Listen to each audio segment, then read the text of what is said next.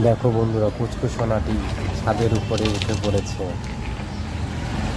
টবের মধ্যে গাছ লাগাবে, তাই সব টবগুলিকে এক জায়গায় জড়িয়ে সে মাটি ভরবে।